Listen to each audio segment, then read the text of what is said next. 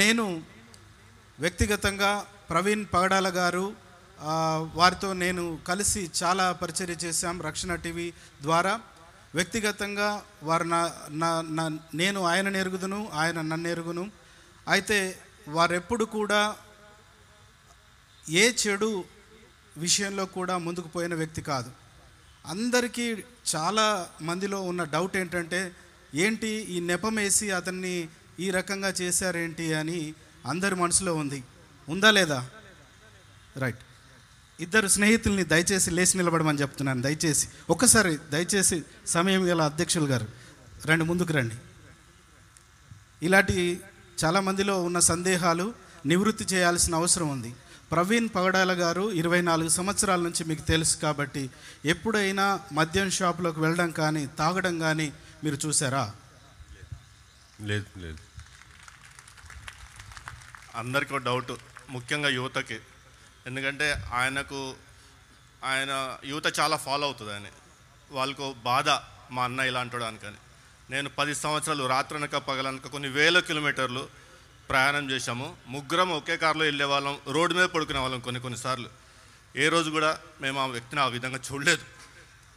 ఆ 10 గంటల CCTV footage మా వాడు కాదు.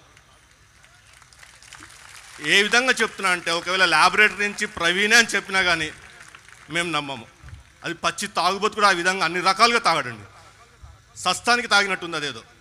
అంత ఎంఎల్ ఇథైల్ ఆల్కహాల్ శరీరంలో వెళ్ళినాక అతను డయాబెటిక్. చాలామందికి తెలియదు అతను డయాబెటిక్ అని. మనిషి బతకడు అంత తాగితే.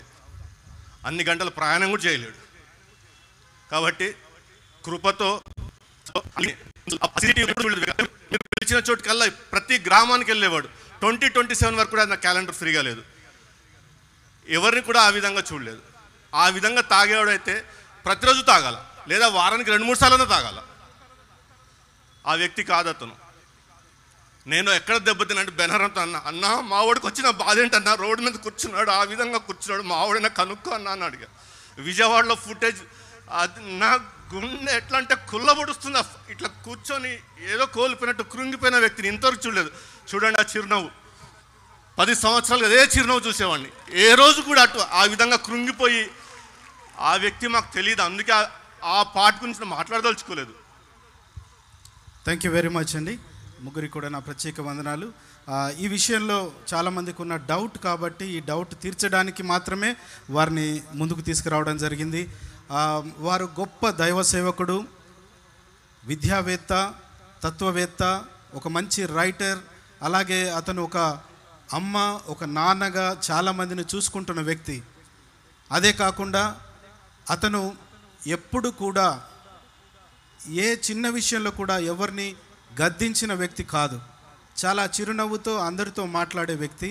ఈవెన్ మా డిబేట్లో కూడా ఎదురుతున్న వ్యక్తులతో మాట్లాడేటప్పుడు డిబేట్ అయిపోయినాక కూడా చాలా సంతోషంగా వారితో మాట్లాడి టీ తాగి వారిని పంపించేవాళ్ళం. ఎప్పుడు కూడా ఎవరితో గొడవలు పెట్టుకున్న వ్యక్తులం కాదు. కాబట్టి ఈ మధ్యలో కొన్ని గుంపులు ఇటు అటు గొడవలు ఉన్నాయి, అందుకే ఇలా అయ్యింది అనే విషయం మాట్లాడుతున్నారు. అది కూడా తప్పు. మాకు ఎలాంటి గొడవలు విభేదాలు ఎవరితో లేదు. కేవలం బైబిల్లో ఉన్న సత్యాన్ని చెప్పాలనే ఉద్దేశంతో, ఆ తపనతో, తాపత్రయంతో ముందుకు వెళ్ళిన వ్యక్తులమే తప్ప వేరే ఉద్దేశం ఏది కాదని మీ అందరి ముందు ఈ మాటలు పెట్టుకుంటున్నాను. అలాగే అధ్యక్షుల వారికి నా హృదయపూర్వక వందనాలు మరి ఒకసారి.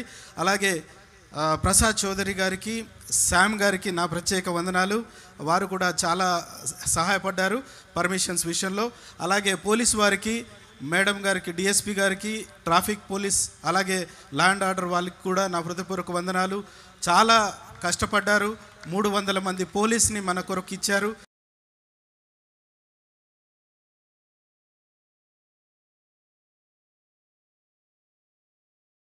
వారందరిని బట్టి కూడా నా హృదయపూర్వక వందనాలు. థ్యాంక్ యూ వెరీ మచ్ అయ్య గారు.